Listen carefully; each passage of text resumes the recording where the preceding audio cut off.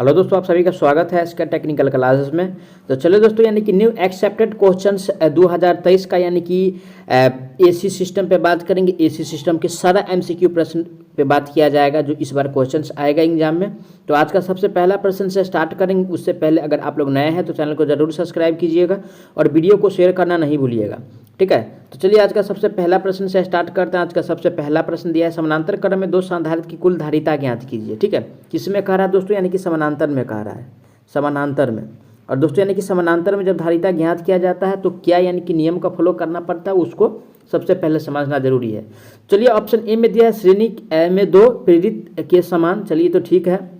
और बी में कह रहा है समानांतर में दो प्रेरित के समान। दोस्तों ये समानांतर में जो यानी कि धारिता ज्ञात करने के लिए इसका कोई फैक्टेबल नहीं है, ठीक है। और सी में दिया समानांतर में दो प्रतिरोध का समान, प्रतिरोध का भी समान नहीं है। और डी में तो कह रहा है इनमें से कोई नहीं, ठीक है। तो ऐसा तो नहीं, ऑप्शन ए में जो दिया हुआ है ये फुल कर रहा है, क्योंकि श्रेणी में दो प्रेरित समान हो तो यानी कि धारिता ज्ञात किया जा सकता है। तो राइट आंसर की बात किया जाए तो ऑप्शन नंबर इसका दोस्तों यानी कि ए सही हो जाएगा, ठीक है। कौन सा? ऑप्शन ए सही हो जाएगा। अब चलिए आज का अगला प्रश्न दिया, यानी कि आवृत्ति समय डैश के होती है, यानी कि आवृत्ति और समय में क्या संबंध है वो हमको बताना है, ठीक है। तो दोस्तों यानी कि एफ बराबर जो होता है, क्या होता है? एफ बराबर यानी कि 1/t होता है, ठीक है। यानी कि टाइम का जो होगा यानी कि फ्रीक्वेंसी जो है यानी कि इन्वर्सली प्रोपोर्शनल है, ठीक है। यानी कि फ्रीक्वेंसी जो है यानी कि इसका क्या है, यानी कि टाइम का, ठीक है। यानी कि समय का जो है यानी कि क्या, इन्वर्सली प्रोपोर्शनल यानी कि व्युत्क्रमानुपाती है, ठीक है। ऑप्शन ए में कह रहा है यानी कि समानुपाती, तो समानुपाती नहीं होता है इसका, ठीक है। बी है यानी कि व्युत्क्रमानुपाती है। और सी में कह रहा है वर्ग के समानुपाती, तो दोस्तों यानी कि वर्ग स्क्वायर नहीं है तो वर्ग का समानुपाती नहीं होगा। डी में कह रहा है वर्ग के व्युत्क्रमानुपाती, तो जब समानुपाती नहीं है वर्ग का तो व्युत्क्रमानुपाती भी नहीं हो, क्योंकि वर्ग का इसमें कोई जिक्र ही नहीं है। कि एफ बराबर जो फॉर्मूला होता है 1/, यानी कि क्या होता है, टी होता है, ठीक है। क्या होता है? एफ बराबर 1/, यानी कि टी होता है। तो राइट आंसर की बात किया जाए इसका ऑप्शन नंबर यानी कि बी में दिया है व्युत्क्रमानुपाती, तो राइट आंसर दोस्तों इसका बी सही हो जाएगा, ठीक है। अब चलिए दोस्तों, आप लोग ये नहीं समझिए कि क्वेश्चन जो करा रहा है एग्जाम में नहीं आएगा। मैं बार बार आप लोगों को बता रहा हूँ, सारा सेट का क्वेश्चन आएगा एग्जाम में, चाहे जिस तरीका से आए, ठीक है। क्वेश्चन चेंज करके आए लेकिन आएगा, ऐसा नहीं है कि नहीं आएगा। सारा पेपर आएगा, जितना क्वेश्चन हम कराए हैं सारा प्रश्न आएगा। आप देख लीजिएगा, एग्जाम देने के बाद आइएगा तो जरूर आप लोग कमेंट कीजिएगा कि क्वेश्चन आया था कि नहीं आया था। ऐसा नहीं कि 150 पेपर में से 150 क्वेश्चन आ ही जाए। ये कोई भी टीचर अगर पढ़ाएंगे आप लोगों को तो संभव ही नहीं कि आ जाएगा, है ना। लेकिन क्वेश्चंस आएगा, जो पढ़ा रहे हैं वो एग्जाम में आएगा, ठीक है ना। T2 में आने वाला है, तो आप लोग वीडियो को इन तक जरूर देखिए। मैं हर वीडियो में कह रहा हूं, आप लोग वीडियो को इन तक जरूर देखिए। जिसको T2 में सिलेक्शन लेना वही वीडियो को अंत तक देखिए, अन्यथा तब तो आप जानते ही है। तो चलिए आज का अगला प्रश्न दिया हुआ है, निम्नलिखित में से कौन सा एक कैपेसिटर की भांति है, ठीक है। तो ऑप्शन ए में दिया है यानी कि सिरोपरि लाइन के दो चालक तार, चलिए ठीक है। और बी में दिया है प्रतिरोधक के दो सिरे, इससे तो कोई मतलब ही नहीं है। समानांतर में दो प्रेरित, से भी कोई मतलब नहीं है। तो दोस्तों राइट आंसर जो होगा ऑप्शन नंबर इसका ए सही हो जाएगा, ठीक है। करेक्ट आंसर की बात किया जाए तो ऑप्शन नंबर इसका ए सही हो जाएगा। अब चलिए आज का अगला प्रश्न दिया, यानी कि निम्नलिखित में से किसकी इकाई ओम है? ओम नहीं है, यानी कि ओम नहीं है वो हमको बताना। देखिए ठीक है, यहाँ पे आराम से पढ़िएगा क्वेश्चंस क्या कर रहा है। अगर है रहता तो मार देते ऑप्शन में, लेकिन नहीं वाला है तो सब ऑप्शन पढ़ना होगा। ऑप्शन ए में कर रहे प्रतिरोध, प्रतिरोध का तो ओम होता है, ठीक है। प्रतिबाधा का भी ओम होता है और प्रतिघात का भी ओम होता है, लेकिन प्रयोज्यता जो यानी कि एडमिटेंस दिया है इसका ओम नहीं होता है। तो नहीं वाला ही हमको पहचाना था। तो राइट आंसर की बात किया जाए तो प्रयोज्यता हो जाएगा, ठीक है। प्रयोज्यता ऑप्शन किस में दिया है? प्रवेश्यता जो दिया है दोस्तों ऑप्शन नंबर यानी कि डी में दिया है। करेक्ट आंसर की बात किया जाए तो ऑप्शन नंबर इसका यानी कि डी सही हो जाएगा। अब चलिए नेक्स्ट प्रश्न, निम्न में से किस में यानी कि सक्रिय शक्ति खपत होगी जब परिपथ शुद्ध हो, ठीक है। यानी कि जब परिपथ शुद्ध हो तो किस में यानी कि सक्रिय शक्ति खपत होगा वो हमको बताना है। तो दोस्तों यानी कि रेसिस्टेंस क्या है? रेसिस्टेंस में अगर यानी कि शक्ति यानी कि शुद्ध है, ठीक है, यानी कि परिपथ शुद्ध है तो इसमें सक्रिय शक्ति क्या होगा, यानी कि खपत होगा। तो राइट आंसर की बात किया जाए प्रतिरोध हो जाएगा। ऑप्शन किस में दिया है? ऑप्शन नंबर ए में दिया है रेसिस्टेंस। करेक्ट आंसर की बात किया जाए ऑप्शन ए हो जाएगा। अब चलिए आज का अगला प्रश्न, निम्न में से किस में सक्रिय शक्ति खपत होगी? तो दोस्तों यानी कि सेमी क्वेश्चन से इसको स्किप करते हैं। राइट आंसर इसका यानी कि प्रतिरोध हो जाएगा, ठीक है। अब चलिए अगला प्रश्न है, यानी कि दो कुंडलियों के बीच युग्मन गुणांक 0.5 से कम है, यह कुंडली परस्पर है। तो देखिए दोस्तों यानी कि कुंडली गुणांक जो इसमें दिया है कितना है, युग्मक गुणांक जो यानी कि 0.5 है। देखिए दोस्तों अगर 0.5 होगा ठीक है। अगर 0.5 होगा तो ये क्या होगा दोस्तों, आपको यानी कि ढीला संयोजन होगा, यानी कि लॉस कनेक्टेड, ठीक है। तो राइट आंसर की बात किया जाए तो ऑप्शन नंबर इसका ए सही हो जाएगा, ठीक है। राइट आंसर ऑप्शन ए हो जाएगा। अब चलिए अगला प्रश्न दिया है, समय नियंतांक में एक संधारित्र डैश आवेशित हो जाता है, ठीक है। जो संधारित्र जो आवेशित होता है नियंतांक में, ठीक है, यानी कि कांस्टेंट में, ठीक है। और कांस्टेंट में दोस्तों ये जो होता है आपको लगभग यानी कि 63 ठीक है 63.20% होता है, ठीक है। ऑप्शन नंबर किस में दिया हुआ है ऐसा दोस्तों, ऑप्शन किस में दिया हुआ है, ऑप्शन ए में कह रहा है 50%, 50% नहीं होता है।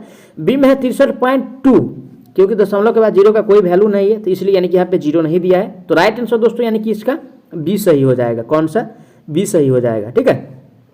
बेस्ट आंसर की बात किया जाए तो इसका बी सही हो जाएगा। अब चलिए नेक्स्ट प्रश्न पे चलते हैं। नेक्स्ट प्रश्न है, संधारित्र वोल्टता तथा स्रोत वोल्टता बराबर है तो संधारित्र में डैश धारा प्रवाहित होगा।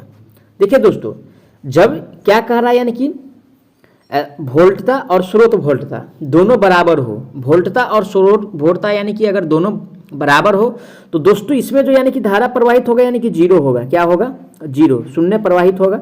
ऑप्शन नंबर किस में दिया है, शून्य। ऑप्शन नंबर यानी कि सी में दिया हुआ है। राइट आंसर की बात किया जाए तो ऑप्शन नंबर सी हो जाएगा। अब चलिए अगला प्रश्न निम्नलिखित में से कौन सा एक यानी कि ध्रुवित कैपेसिटर है, ठीक है। यानी कि ध्रुवित कैपेसिटर के बारे में हमको बताना है, कौन सा ध्रुवीकृत कैपेसिटर होता है वो हमको बताना है, ठीक है। तो दोस्तों यानी कि इलेक्ट्रोलाइट, ठीक है, यानी कि इलेक्ट्रोलाइट कैपेसिटर क्या है दोस्त, यानी कि ध्रुवित कैपेसिटर है। ऑप्शन किस में दिया है, ऑप्शन नंबर ए में दिया हुआ है। राइट आंसर की बात किया जाए तो ऑप्शन नंबर इसका ये सही हो जाएगा। अब चलिए अगला प्रश्न पे चलते हैं। आज का अगला प्रश्न दिया है यानी कि किस तरंग में वर्ग मध्य मूलमान आरएमएस मान तथा मध्य यानी कि मध्य मान बराबर होता है, ठीक है। किसमें ये दोनों दोस्तों यानी कि बराबर होता है वो हमको बताना है, ठीक है। तो ऑप्शन ए में कह रहा है दोस्तों यानी कि वर्गाकार तरंग, चलिए ठीक है। बी में कह रहा है दोस्तों यानी कि जया तरंग, तो जया तरंग में तो बराबर नहीं होता है, ठीक है। और आरादंत तरंग में भी नहीं बराबर होता, नहीं त्रिभुजाकार में बराबर होता है। तो दोस्तों यानी कि वर्गाकार जो होता है, ठीक है, यानी कि वर्गाकार जो होता है इसमें, ठीक है, ये जो है यानी कि तरंग जो है यानी कि बराबर होता है। तो राइट आंसर की बात किया जाए ऑप्शन नंबर इसका ए सही हो जाएगा। कौन सा, ऑप्शन नंबर ए सही हो जाएगा। अब चलिए आज का अगला प्रश्न दिया, श्रेणी क्रम में संयोजित दो कुंडली एक दूसरे का विरोधी फ्लक्स उत्पन्न करती है, इनका कुल प्रयुक्त क्या होगा, ठीक है। यानी कि टोटल इंडक्टेंस पूछ रहा है, ठीक है। यानी कि टोटल इंडक्टेंस बराबर जो हो जाएगा दोस्तों यानी कि L1 और प्लस में यानी कि L2 और माइनस में 2M होता है। क्या होता है, L1 प्लस L2 और माइनस 2M। ऑप्शन किस में दिया है, ऑप्शन ए में करा L1 plus L2 plus 2M, तो प्लस वाला होगा नहीं दोस्तों। बी में दिया L1 प्लस L2 और माइनस 2M, तो दोस्तों राइट आंसर जो होगा इसका यानी कि बी सही हो जाएगा, ठीक है। अब चलिए अगला प्रश्न पे चलते हैं। आज का अगला प्रश्न दिया हुआ है, आज का अगला प्रश्न दिया हुआ है यानी कि एसी वोल्टेज से जुड़े एक शुद्ध संधारित्र में 50 वाट शक्ति की खपत होती है, इसका कारण क्या है, ठीक है। किस में कह रहा है, यानी कि एसी में कह रहा है दोस्तों। और ऑप्शन ए में कह रहा है या धारितीय प्रतिघात ओम में है, चलिए ये तो एकदम ठीक है, ठीक है। और बी में कह रहा है दोस्तों यानी कि संधारित्र में से धारा प्रवाह हो रहा है, एकदम ठीक है। और सी में कह रहा है संधारित्र का आकार काफ़ी बड़ा है, ये भी हो सकता है। और डी में कह रहा है यह कथन असत्य है, ठीक है। क्या कह रहा है दोस्तों, यह कथन असत्य है। तो इसका मतलब क्या हुआ, फिर से एक बार क्वेश्चंस पढ़िए, कोई डाउट होता है क्वेश्चंस फिर से पढ़िए। देखिए कह रहा है क्वेश्चंस, एसी वोल्टेज से जुड़े एक शुद्ध संधारित्र में 50 वाट शक्ति की खपत होती, इसका कारण क्या है। धारिता प्रतिघात ओम में है, ओम में तो। और बी में कह रहा है संधारित्र में धारा प्रवाह हो रहा है, संधारित्र में धारा तो प्रवाह नहीं होता है। चलिए सी भी पढ़ लेते, संधारित्र का आकार काफ़ी बड़ा है, ठीक है, ये भी हो सकता है। तो दोस्त यानी कि क्वेश्चंस पढ़ने से ये लग रहा है कि इसका कोई स्पष्ट ही नहीं है, है ना। क्वेश्चन से ये अब साबित हो रहा है कोई स्पष्ट ही नहीं है। आप लोगों को हम ये क्वेश्चन बाद में करा देंगे, ठीक है। इसको स्किप करते हैं, थोड़ा इसको थ्योरी पढ़ेंगे इसके बारे में क्या है, उसके बाद हम करा देंगे, ठीक है। अब चलिए अगला प्रश्न पे बात कर लेते हैं। अगला प्रश्न दिया हुआ है, एक जया तरंग में ढलान स्थिर होती है, ठीक है। तो दोस्तों यानी कि किसका बात पूछ रहा है, यानी कि ढलान का पूछ रहा है, जया तरंग का। और ध्यान रख लीजिए दोस्तों, यह क्वेश्चन इस बार आएगा कोई भी शिफ्ट में, लेकिन आएगा जितना शिफ्ट होगा कोई ना कोई शिफ्ट में आना है ये क्वेश्चन हुआ, आप देख लीजिएगा। तो दोस्तों ढलान जो होता है ये बदलता रहता है, टाइम टाइम पे यानी कि बदलता रहता है। और ऑप्शन ए में कह रहा है यानी कि 0 से 90 के बीच होता है, नहीं भाई। सी में कह रहा है यानी कि 90 से 180, ये भी नहीं होता है। और सी में कह रहा है दोस्तों 180 से 270, ये भी नहीं होता है। और डी में कह इनमें से कोई नहीं, तो इसको यानी कि डी ही हमको टिक करना पड़ेगा, क्योंकि ढलान जो है हमेशा यानी कि बदलता रहता है, समझिए, ढलान जो हमेशा बदलता रहता है। तो राइट आंसर की बात किया जाए दोस्तों, इसका ऑप्शन नंबर डी सही हो जाएगा। ठीक है, अब चलिए, इस धारा पर प्रेरित तथा संधारित का व्यवहार क्रमशः डैश होता है, किस पे कह रहा है दोस्तों, यानी कि डीसी पे कह रहा है। ठीक है, और हमको बताना है क्या होता है, इस पे क्या प्रभाव पड़ता है अगर डीसी सप्लाई दिया जाए। तो ऑप्शन ए में कह रहा है यानी कि लघु परिपथ हो जाएगा। चलिए ऑप्शन बी भी पढ़ लेते हैं, खुला परिपथ तो होगा नहीं। सी में कह रहा है यानी कि खुला परिपथ लघु परिपथ हो जाएगा, ऐसा भी नहीं होता है। तो दोस्तों में इसमें जो होता है पहले लघु परिपथ हो जाएगा, क्या हो जाएगा, यानी कि शॉर्ट हो जाएगा, उसके बाद यानी कि खुला हो जाएगा। तो राइट आंसर किस में दिया हुआ है, ऑप्शन नंबर डी में दिया है। करेक्ट आंसर की बात किया जाए तो ऑप्शन नंबर डी सही हो जाएगा। अब चलिए अगला प्रश्न, एक शुद्ध प्रेरित में पावर पूछ रहा है, किसमें, यानी कि इंडक्टर के केस में पूछ रहा है। इंडक्टर के कुछ केस में पूछ रहा है, शुद्ध प्रतिरोधी नहीं, इंडक्टर के केस है। तो इसमें जो होता है यानी कि वोल्टेज और धारा एक दूसरे के क्या होता है वो हमको बताना है। ठीक है, तो देखिए ऑप्शन ए में करा यानी कि धारा वोल्टेज से 90 डिग्री आगे होती है, कभी भी नहीं होता है इसमें। और वोल्टेज धारा से 90 डिग्री आगे होता है, इंडक्टर के केस में ये होता है दोस्तों। लेकिन वहीं पे अगर कैपेसिटर की बात यानी कि प्रतिरोधी यानी कि शुद्ध प्रतिरोधी परिपथ की अगर बात किया जाए तो उसमें जो यानी कि धारा आगे होता है। ठीक है, वोल्टेज पीछे होता है। तो इंडक्टर के केस में पूछा है, तो राइट आंसर दोस्तों इसका यानी कि बी सही हो जाएगा। कौन सा, बी। अब चलिए अगला प्रश्न दिया है, यानी कि संधारित्र द्वारा एकत्रित आवेश यानी कि Q तथा धारिता C हो तब ऊर्जा क्या होगा। ठीक है, तो देखिए दोस्तों सबसे पहले यानी कि एक बात यानी कि जानना जरूरी है। ठीक है, इस क्वेश्चंस के रिकॉर्डिंग सबसे पहले एक बात यानी कि जानना एकदम जरूरी है, क्योंकि U बराबर जो दोस्तों होता है क्या होता है, यानी कि 1 यानी कि CV² होता है। यहाँ से पहले चलिए अच्छा से समझ में आ जाएगा। और दोस्तों यानी कि V बराबर जो होता है क्या होता है, V बराबर यानी कि Q यानी कि क्या होता है, Q यानी कि C होता है। तो अब चलिए अब क्या कीजिएगा, 1/2 और इंटू में C, और V के स्थान पे क्या डालना है, Q यानी कि C रख दीजिए, Q/C का स्क्वायर। अब जो यानी कि क्वेश्चन यानी कि कट खुट के जो आएगा दोस्तों, यानी कि Q² और बट्टा में यानी कि 2C आएगा। ठीक है, तो आप लोग जाते और एग्जाम में डायरेक्ट क्या मारते, हो सकता था यानी कि Q/C मार देते, है ना, हो सकता था C/Q मार देते। लेकिन इसी कंफ्यूजन को दूर करने के लिए क्वेश्चंस है, और आप लोग देखिएगा क्वेश्चंस आएगा तो आएगा। ठीक है, तो राइट आंसर ऑप्शन किस में दिया है, ऑप्शन ए में दिया हुआ है। करेक्ट आंसर की बात किया जाए तो ऑप्शन नंबर ए सही हो जाएगा। अब चलिए अगला प्रश्न, यानी कि एक प्रेरित पर जया तरंग भोलता आरोपित की गई है, यदि भोलता की आवृत्ति बढ़ती है तब प्रेरित की धारा डैश हो जाएगा। ठीक है, किसका कारण, यानी कि आवृत्ति अगर बढ़ जाए, ठीक है ना, भोलता पे अगर इसका आवृत्ति बढ़ जाए, ठीक है, बढ़ जाता है, तो प्रेरित पे धारा जो होगा दोस्तों यानी कि घट जाता है, यानी कि घटता है।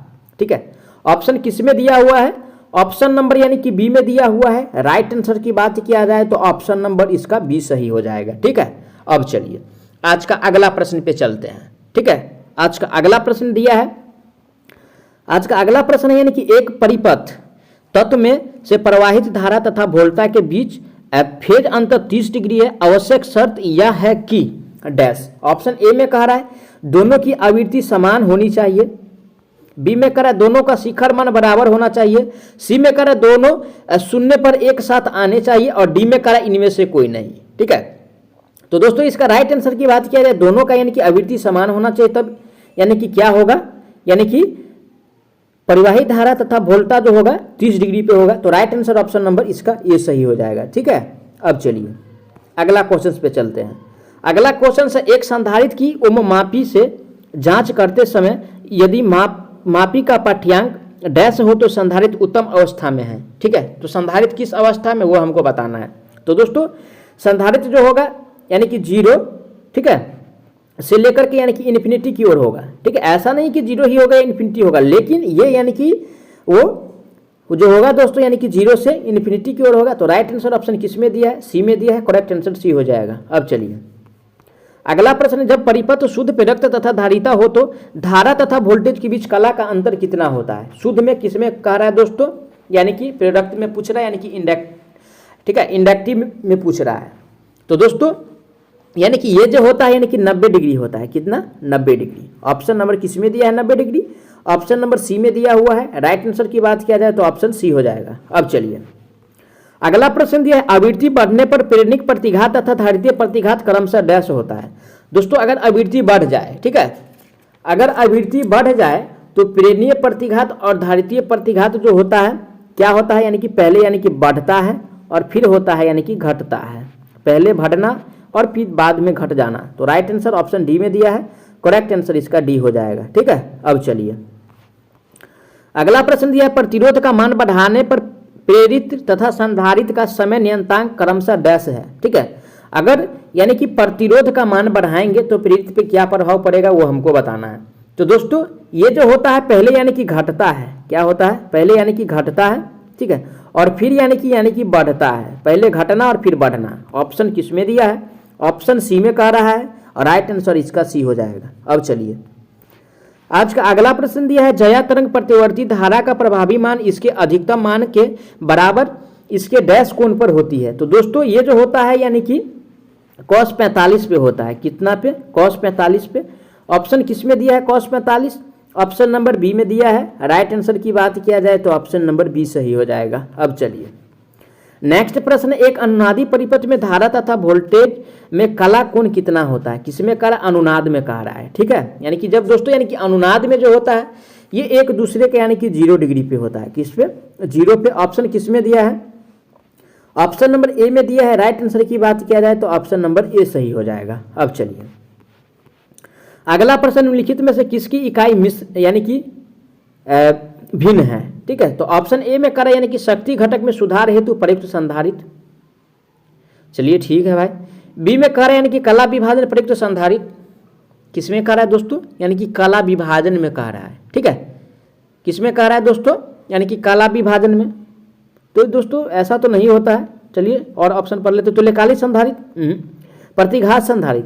तो दोस्तों यानी कि इकाई जो भिन्न है, ठीक है, डिफरेंट है, ये है ऑप्शन बी डिफरेंट है। तो राइट आंसर यानी कि बी हो जाएगा। अब चलिए अगला प्रश्न है, प्रेरित में यानी कि डैश ऊर्जा होती है जबकि संधारित में डैश ऊर्जा होती है। तो दोस्तों प्रेरित में जो होता है यानी कि इलेक्ट्रोमैग्नेटिक ऊर्जा होता है, किसमें, इलेक्ट्रोमैग्नेटिक ऊर्जा होता है प्रेरित में, और जबकि इसमें जो होता है यानी कि इलेक्ट्रोस्टैटिक होता है। ऑप्शन किसमें दिया है ऐसा, ऑप्शन ए में करा इलेक्ट्रोमैग्नेट नहीं, बी में इलेक्ट्रोस्टैटिक नहीं, इसमें जो होता है दोस्तों यानी कि इलेक्ट्रोमैग्नेटिक और इलेक्ट्रोस्टैटिक। ऑप्शन किसमें दिया है, ऑप्शन सी में दिया है। राइट आंसर सी हो जाएगा।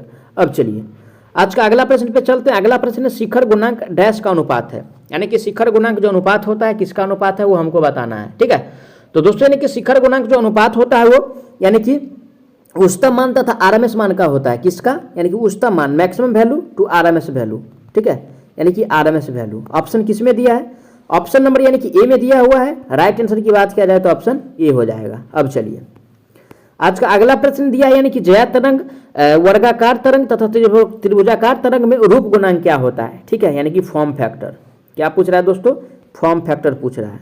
ठीक है, फॉर्म फैक्टर पूछ रहा है। तो जया तरंग में होता है 1.11, वर्गाकार तरंग में होता है 1.0 और त्रिभुजाकार तरंग में दोस्तों यानी कि 1.15 होता है। ऐसा ऑप्शन किस में है, ऑप्शन ए में 1.0 पहला ही गलत, दूसरा भी गलत, तीसरा में 1.1 ठीक है, बी में नहीं होगा दोस्त, यानी कि ये तो होता है, यानी कि राइट आंसर जो दिया है डी में दिया है। करेक्ट आंसर इसका यानी कि डी हो जाएगा। मैं आशा करता हूं दोस्तों आप लोग सारा प्रश्न को अच्छा से समझे होंगे। अगर कोई भी प्रश्न में किसी प्रकार का डाउट है तो आप लोग उसके लिए कमेंट कीजिए, आपको यानी कि जवाब बहुत जल्द मिलने वाला है। साथ ही साथ आप लोग अगर नए हैं तो चैनल को जरूर सब्सक्राइब कीजिएगा और वीडियो को शेयर करना नहीं भूलिएगा। तो चलिए मिलते हैं नेक्स्ट वीडियो में, तब तक के लिए जय हिंद।